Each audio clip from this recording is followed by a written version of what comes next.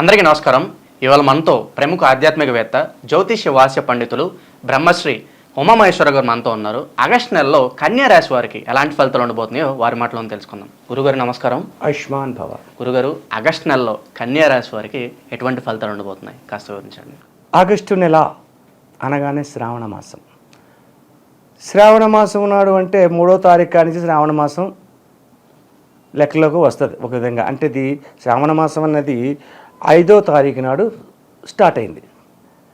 5వ తారీఖు నాడు శ్రావణ మాసం స్టార్ట్ అయితే 16వ తారీఖు నాడు ప్రథమ పూజ వచ్చింది. శ్రావణ మాసం వరలక్ష్మి వ్రతం. ఈ వరలక్ష్మి వ్రతం స్త్రీలకు అత్యంత ఇష్టమైన వ్రతం. వరలక్ష్మి వ్రతాన్ని గురించి మనం చెప్పుకోవాలంటే ఎన్నో చెప్పుకోవచ్చు, ఎన్నో వీడియోలు కూడా మనం చేసుకోవచ్చు అనుకో. అంత చాలా ప్రాముఖ్యత కలిగినట్టు మాసం శ్రావణ మాసం. అందులోని కన్యరాశి, ఈ శ్రావణ మాసంలో కన్యారాశి విధానం చెప్పదు. కన్యరాశిలో ఏ గ్రహం ఉన్నాయి?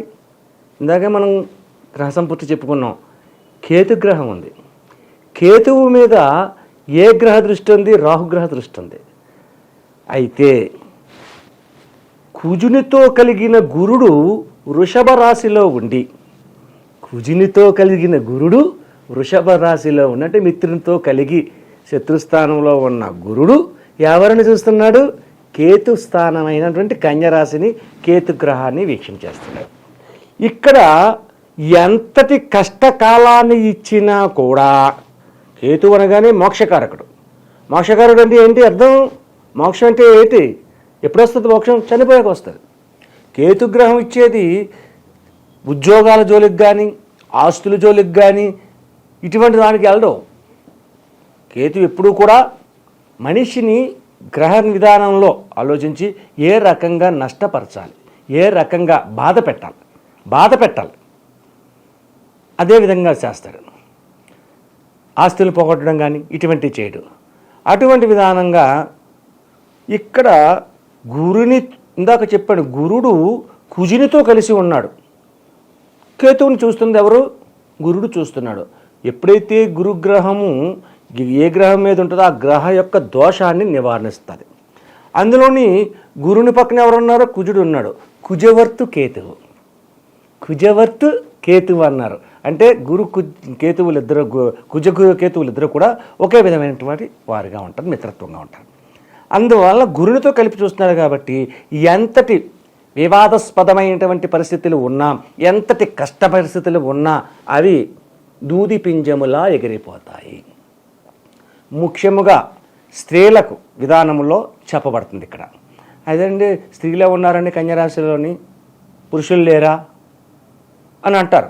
ఉన్నారు, వాళ్ళు ఉన్నారు. కానీ ఏంటంటే ఈ కన్యారాశి వారికి శ్రావణ మాసంలోని జరుగుతున్న విధానములో స్త్రీలందరికీ కూడా అత్యంత శుభదాయకమైన ఫలితములు పొందడము, ఆహ్లాదకరమైనటువంటి జీవితాన్ని పొందడము, కుటుంబంలో ఉన్న వారి అందరి చేత కూడా మన్ననలను పొందడము, రాజపూజ్యత విధానాన్ని పెంపొందించుకోవడం.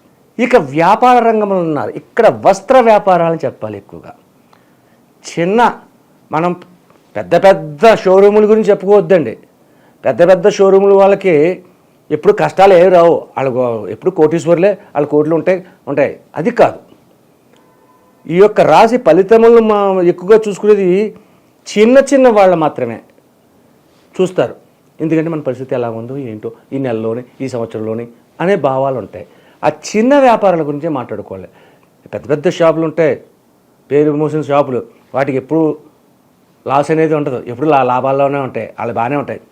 కాబట్టి వాళ్ళ గురించి మనం చెప్పుకోవాలి. చిన్నగా పెట్టుకున్న ఒక కొద్దిగా 10 చీరలు తెచ్చుకుని 10 గుడ్లు తీసుకొచ్చి అమ్ముకునే వాళ్ళు ఉంటారు. ఇటువంటి వారికి మాత్రం శుభదాయకమైన ఫలితాలు పొందుతున్నారు. వస్త్ర వ్యాపారాలు చేసే వాళ్ళందరూ కూడా 100 రూపాయలు వస్తుంది అనుకున్న వాళ్ళకి 1000 రూపాయలు వస్తుంది. అటువంటి విధానంగా ఈ శ్రావణ మాసం ఈ కన్యరాశి వారికి ఉంది. ఆరోగ్యపరమైన ఇబ్బందులు ఎన్నా ఉన్నాయా? ఇక్కడ ఏ విధమైన ఆరోగ్యము లేవు. ఎందుకని? అనారోగ్య పరిస్థితి తీసుకురావాలని కేతుగ్రహము ఉల్లాసపడినా, ఉత్తేజపడినా దాన్ని నిరుత్సాహపరిచేది కుజతో కలిగి ఉన్న గురుగ్రహం. కాబట్టి గురు తత్వం ఎప్పుడైతే గురుబలము గురుతత్వం ఎప్పుడైతే కలిగి ఉందో అక్కడ ఉన్నవారికి నష్టాన్ని కానీ కష్టాన్ని కానీ చేరదు, దరి చేరదు అక్కడ. అటువంటి విధానంగా ఉంటారు. ఇక్కడ ముఖ్యంగా చెప్పుకోవలసిన వారికి ఉద్యోగ రంగాన్ని చెప్పుకోవాలి. ఉద్యోగ రంగంలోని గురుగ్రహం ఉద్యోగానికి ఆధిక్యత ఆనుకూలత కలిగించేది గురువే. కానీ ఇక్కడ అపయోగ్యతాభావాన్ని కలిగించే స్థితి ఉద్యోగ రంగాలకు ఉంది. అంటే ఉద్యోగులు చాలా జాగరూకతగా ఉండాలి ఈ మాసంలో.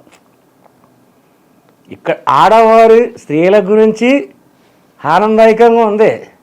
వీళ్ళు ఆనందాన్ని చూసి వీళ్ళు అక్కడ ఉద్యోగ రంగంలోకి వెళ్ళి ఏదో చేస్తే అది ఇంకోటైపోతుంది. కాబట్టి ఉద్యోగ రంగంలో అధికారుల దగ్గర కానీ మాట్లాడే విధానాల్లో కానీ ఆచితూచి మాట్లాడాలి. ఉద్యోగాన్ని నమ్రతగా ఉండాలి. భక్తి శ్రద్ధలతో ఉద్యోగాన్ని చేసే విధంగా ఉండాలి. అలా ఉంటేనే ఉపయోగదాయకమైన పరిస్థితులు పొందుతారు. ఇక విద్యార్థులు ఏమీ చూడనవసరం లేదు, హ్యాపీగా చదవచ్చు, ఉన్నతమైన శ్రేణులు సంపాదించగలుగుతారు, ఉన్నతమైన స్థానాన్ని చేరుకోవడం జరుగుతుంది. అత్యధికమైన యోగదాయకమైన పరిస్థితులు వీళ్ళు పొందుతున్నారు. ఇటువంటి విధానంగా ఈ కన్యరాశి వారి నడుస్తుంది.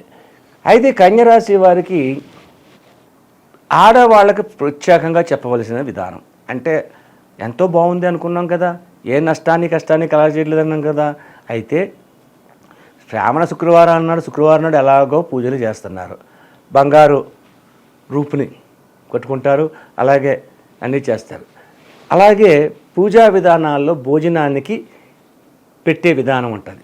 కొంతమంది మొత్తైదువులు కేకేసి ఇంటికి కేకేసి శనగలనో ఏదో ఆయినాలనే వేసుకుంటారు. అవి ఇచ్చిన తర్వాత భోజనం కూడా పెడతారు.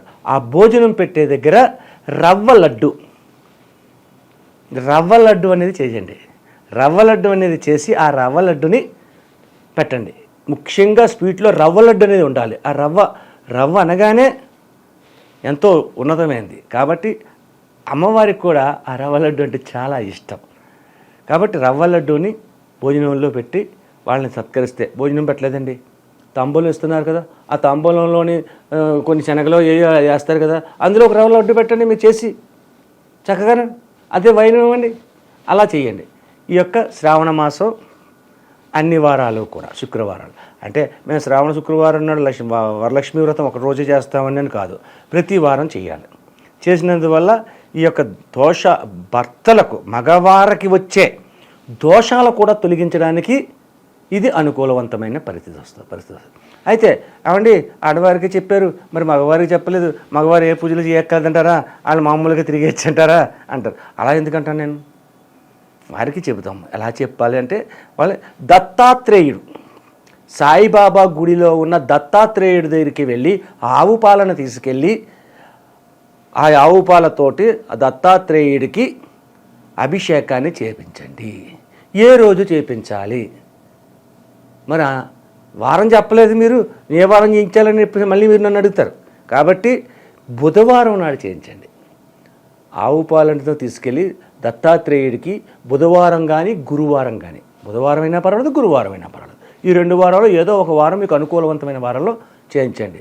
ఆవు పాలతో అభిషేకం చేసిన తర్వాత దత్తాత్రేయుడికి ఆ రోజు నాడు బుధవారం నాడు చేస్తే పెసరపప్పులోని ఒక ఆకుకూర, గోంగూర కానీ ఆకుకూర, వేరే ఆకుకూర, పాలకూర ఉంటుంది, మెంతికూర ఉంటుంది, చుక్కకూర ఉంటుంది, బచ్చల కూర ఉంటుంది, ఏ ఉంటాయి, ఆ కూరతో ఆకు వేసిన పప్పుని కంపల్సరీగా తినాలి.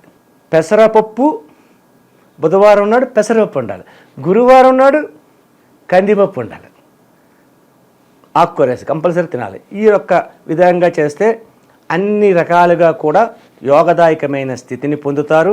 ఈ యొక్క కన్యా రాశి వారికి శుభదాయకమైన ఫలితములు రావడము, అత్యధికమైన లాభదాయకాలు పొందడము, వ్యాపార వ్యవహారాల్లో కూడా ఉన్నతమైన స్థానాలకు వెళ్ళడము అనేది సాగుతుంది.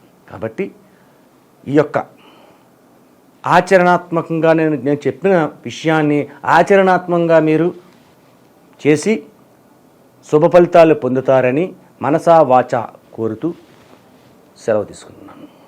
వీడియో నచ్చితే లైక్ చేయండి.